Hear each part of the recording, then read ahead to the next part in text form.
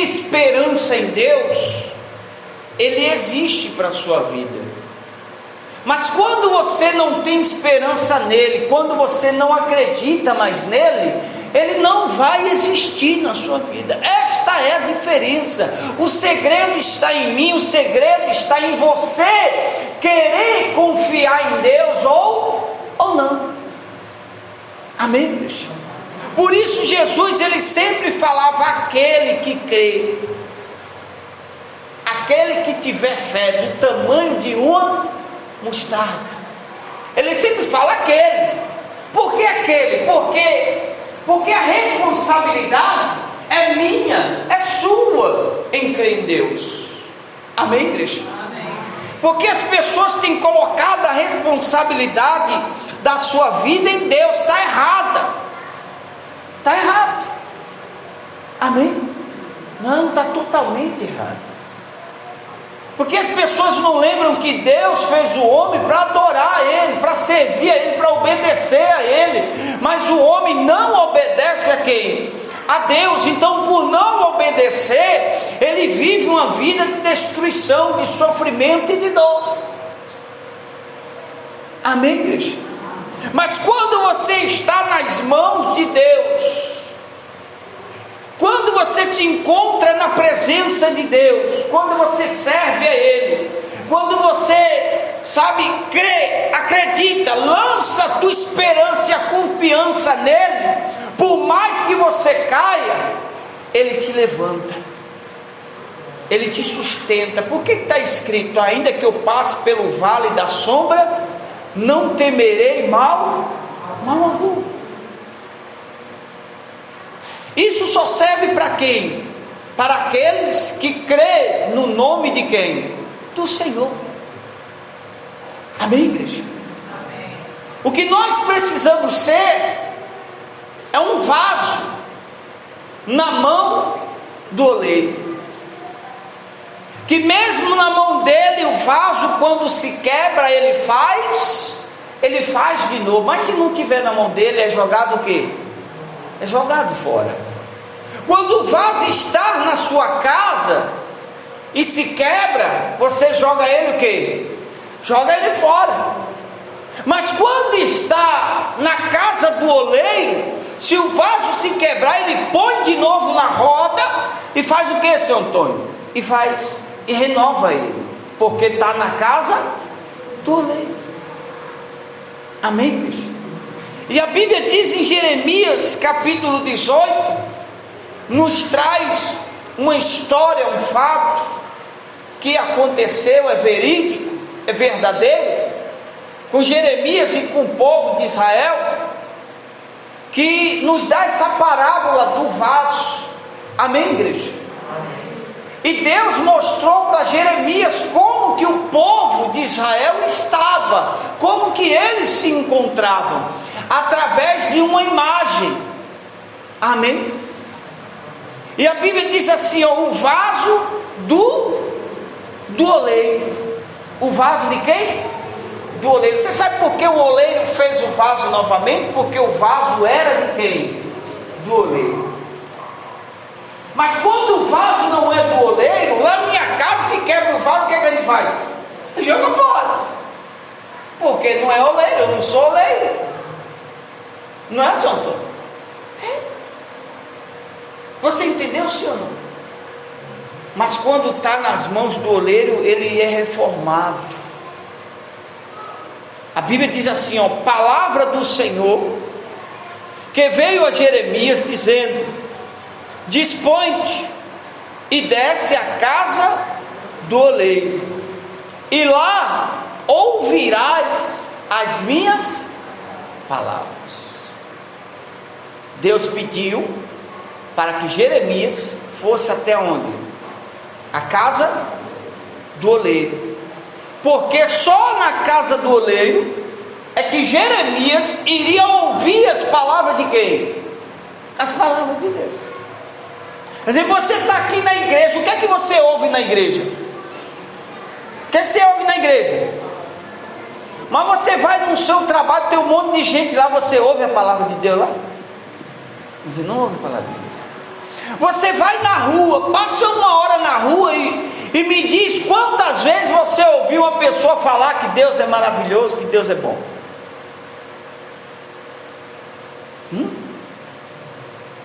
Porque só na casa do oleiro é que você ouve a voz de Deus. E a casa do oleiro é o que? É a igreja. Amém? É a igreja. É aqui que a gente renova as nossas forças. Eu fico imaginando, imagine se não tivesse as igrejas. Nesse tempo de pandemia, estava todo mundo doido. Todo mundo depressivo. Eu vou morrer. Mas por existir a palavra de Deus, é que as pessoas continuam o quê? Firme, forte, vencendo. Se não fosse isso, estava todo mundo perdido. Amém? E a palavra diz, continuando: desci à casa do oleiro. Jeremias falando, eu obedeci a voz de quem? A voz de Deus. E eis que ele estava entregue a sua obra sobre o que? Sobre o que? As rodas. Desci à casa do oleiro, e eis que ele estava entregue a sua obra sobre o que? Isso quer dizer que quando Jeremias chegou lá, o oleiro estava na roda. Ele senta assim com as pernas abertas, né, São Antônio? A roda no meio, aquela roda assim. E antigamente era de madeira, aquele negócio que ficava girando lá de madeira, né?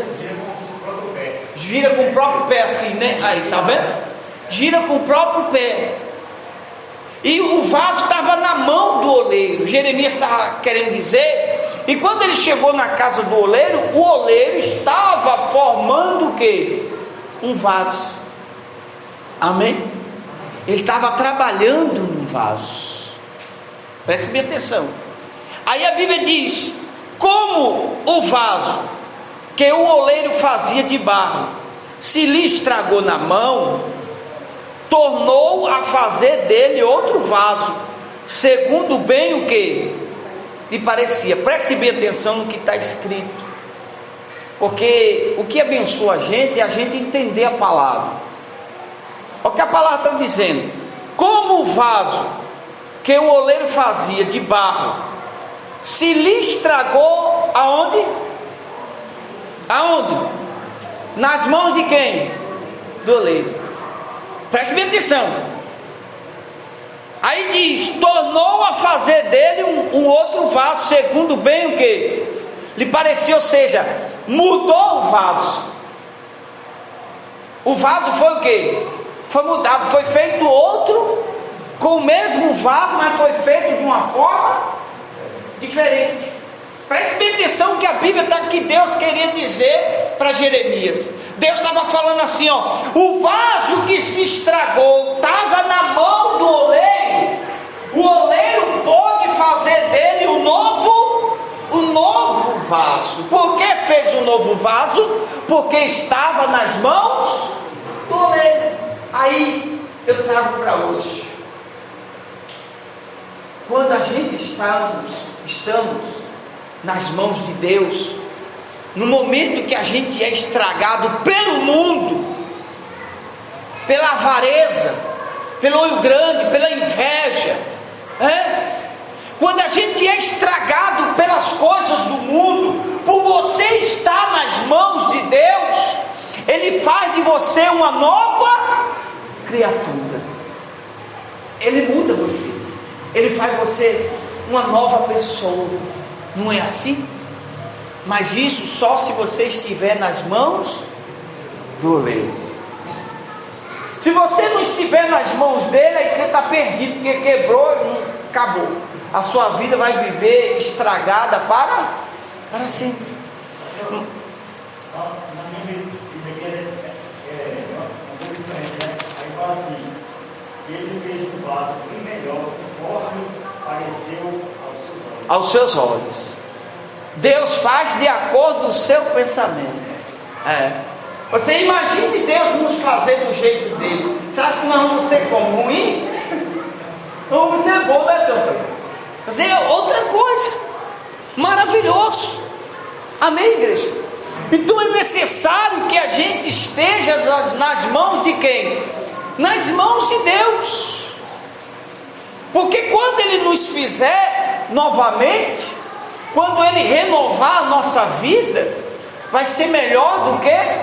Aí a Bíblia diz que a glória da segunda casa é maior do que a da primeira. Porque a glória da segunda foi quem que indicou, foi quem que ensinou a fazer, foi Deus. Que às vezes a pessoa com seu orgulho, ela quer tomar suas próprias atitudes e a vida dela se estraga. Mas por ela estar buscando a Deus, Deus vai lá e renova ela. Não foi assim que aconteceu com Davi? Davi estava nas mãos de Deus, mas ele se estragou com o seu erro. Mas Deus foi lá e fez ele mais forte ainda, que ele venceu um exército de pessoas que não tinham capacidade nenhuma, lá no deserto. Deus fez ele, construir um exército de pessoas que era carpinteiro, não sabia lutar, não sabia nem pegar uma espada. A Bíblia, estudos, relatam que existia naquela época pessoas que só tinham um braço, pessoas que eram doentes, mas que se tornou um guerreiro junto com Davi. Por quê? Porque Davi estava nas mãos de Deus. Amém, igreja? Amém. E se a gente queremos que a nossa vida seja renovada, precisamos estar nas mãos do oleiro, que é quem? Que é Deus. O vaso é quem? Somos nós, é eu, é você. Por que na presença de Deus renovamos as nossas forças? Porque estamos buscando a quem? A Deus, estamos nas mãos dele. Sim ou não? Daniel, preste bem atenção, Daniel ele já tinha uma riqueza antes de ser jogado na cova dos leões. Mas depois que Deus fez essa maravilha, prendendo a boca dos leões para não ferir a Daniel, quando ele saiu, o rei prosperou Daniel mais do que o que ele já era. Ou seja, a vida de Daniel foi o que? Renovada. Amém? Sadraque, Mesaque e Abednego estavam na ruína, destruídos praticamente, mas por eles estarem nas mãos de Deus, depois que foi jogado na fornalha e o fogo não queimou nem um fio de cabelo, quando eles saíram, o rei prosperou esses 3 homens, prosperou eles, e eles se tornaram ricos. Na época, Deus fez uma nova vida. Amém, igreja? É assim que Deus quer fazer na gente. Quer nos fazer uma nova criatura. Eu vou falar, não sei nem se o senhor Antônio vai gostar. Eu estava conversando com o senhor Antônio ontem, e ele me falou que antigamente ele era nervoso, né, João? Brigar, discutia, mas depois que ele conheceu a Deus, as pessoas podem falar o que for dele, ele fica tranquilo. Eu achei isso interessante, como um testemunho, o senhor me permite contar, que eu acho que é para ajudar muitas pessoas. Depois que ele encontrou a Cristo, a vida dele mudou, ele se tornou uma nova criatura. O oleiro pegou o vaso de antigamente e formou outro vaso. E ele hoje tem forças, tem esperança para o melhor, por mais que esteja passando por lutas, por dificuldades. Não é isso? É assim que Deus faz na nossa vida. Amém, igreja? É assim que Deus faz. Mas isso se a gente estivermos na casa do oleiro, de Deus. Você nunca deve perder as esperanças em quem? Em Deus. Porque é Ele que renova as nossas as nossas forças. A Bíblia diz assim, ó. Então, versículo 5: veio a mim a palavra do Senhor: não poderia eu fazer de vós como fez este oleiro, ó casa de Israel? Diz o Senhor: eis que como barro na mão do oleiro, assim sois vós na minha mão, ó casa de oleiro de Israel. Ele estava falando da mesma forma que o oleiro, que eu te mostrei. O oleiro pegou o vaso e formou e renovou. Eu posso renovar Israel. Mas o segredo, gente, está aqui, ó, em você, na sua atitude, em você tomar uma atitude e dizer: eu creio em Deus, eu vou viver para Deus. A sua vida muda, a sua história muda. Deus passa a te proteger, a te livrar do mal. Amém, igreja? Aí a Bíblia continua dizendo: no momento em que eu falar acerca de uma nação ou de um reino, para o arrancar, derrubar ou destruir, se tal nação se converter da maldade contra a qual eu falei, também eu me arrependerei do mal que pensava o quê? Fazer. Deus estava falando assim, ó: se eu castigar o povo de Israel, mas esse mesmo povo se converter a mim, eu vou fazer deles uma nova nação. Eu vou tirar aquele mal que eu disse que ia fazer e não vou fazer mais. Onde é que está o segredo? Não é na gente? É na gente. É em você, em tomar a atitude correta diante de quem? Diante de Deus. Olha o que está escrito na Bíblia. Aí a Bíblia diz assim, versículo 8, né? Se tal nação se converter da maldade contra a qual eu falei, também eu me arrependerei do mal que pensava fazer. E no momento em que eu falar acerca de uma nação ou de um reino para o edificar e plantar, se ele fizer o que é mal perante mim e não der ouvido à minha voz, então me arrependerei do bem que havera dito lhe fazer. Entendeu? Você entendeu que o segredo está na gente? O segredo está na gente. Deus queria fazer, Deus estava falando: eu quero fazer o bem para vocês, mas se vocês estão praticando mal, eu não vou fazer o bem para vocês. Se vocês não obedecem a minha palavra, se vocês não me seguem, se vocês não estão comigo, eu não vou fazer o bem a vocês. E o mais interessante está para vir.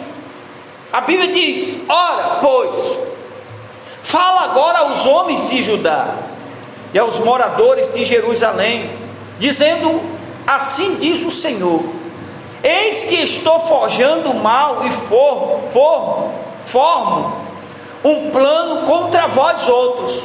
Convertei-vos, pois, agora, cada um do seu mal proceder, e emendai os vossos caminhos e as vossas ações. Mas eles dizem: não há esperança, porque andaremos consoante os nossos projetos, e cada um fará segundo a dureza do seu coração que maligno. Olha aí, como é que o povo estava? Vou fazer do meu jeito, quem manda na minha vida sou eu. Ela não quer obedecer, ela acha que tem que fazer do jeito dela. É o que? Deus mandou eu largar o cigarro, que nada, eu largo se eu quiser. Não é assim que ela quer? Aí o mal vai vir sobre a vida dela. E depois não tem conversa não. Ô Senhor, por que o mal está na minha vida? Olha o que a Bíblia diz: portanto assim diz o Senhor, perguntai agora entre os gentios sobre quem ouviu tal coisa sobremaneira horrenda cometeu a virgem de Israel. Acaso a neve deixará o Líbano, a rocha que se ergue na planície, ou faltarão as águas que vêm de longe, frias e correntes? Contudo, todos os do meu povo se têm esquecido de mim, queimando incenso a quem?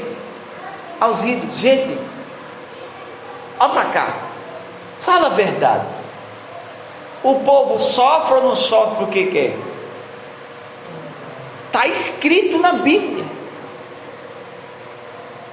que o povo estava desobedecendo a Deus, queimando incenso para quem? Para ídolos. Você sabe o que é ídolo?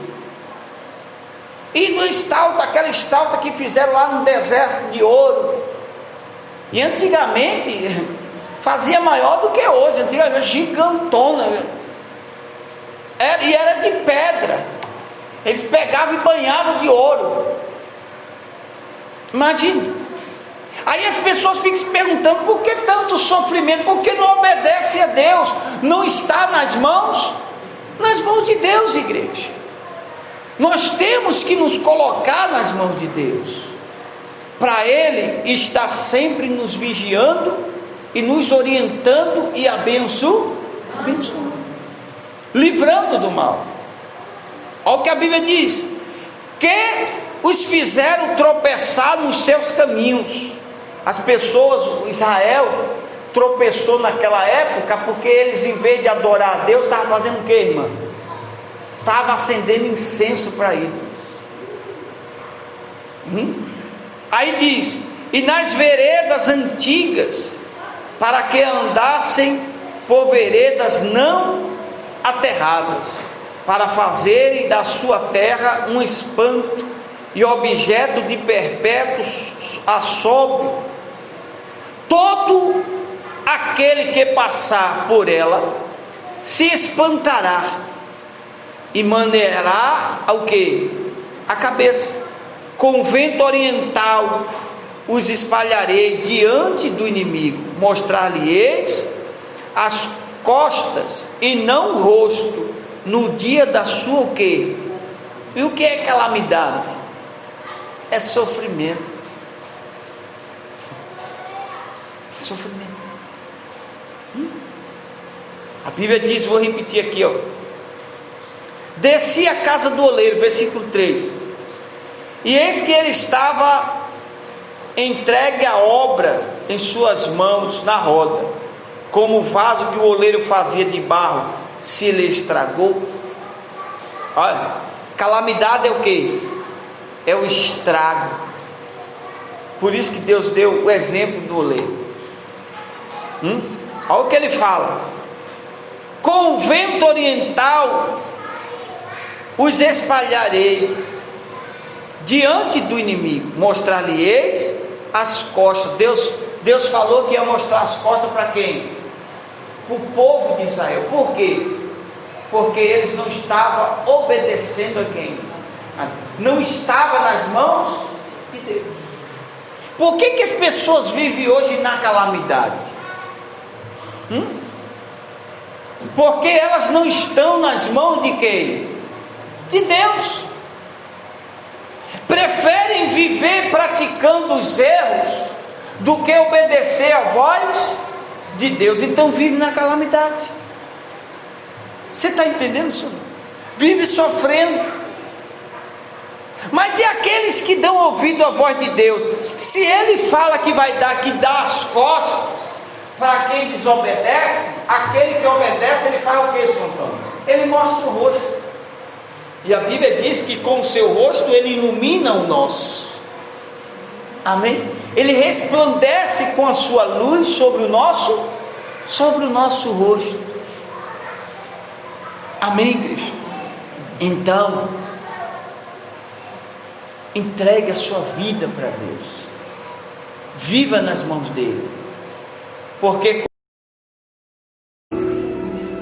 acredita nisto, Pai, que o Senhor, neste momento, ouve o seu clamor, a sua súplica, a sua oração.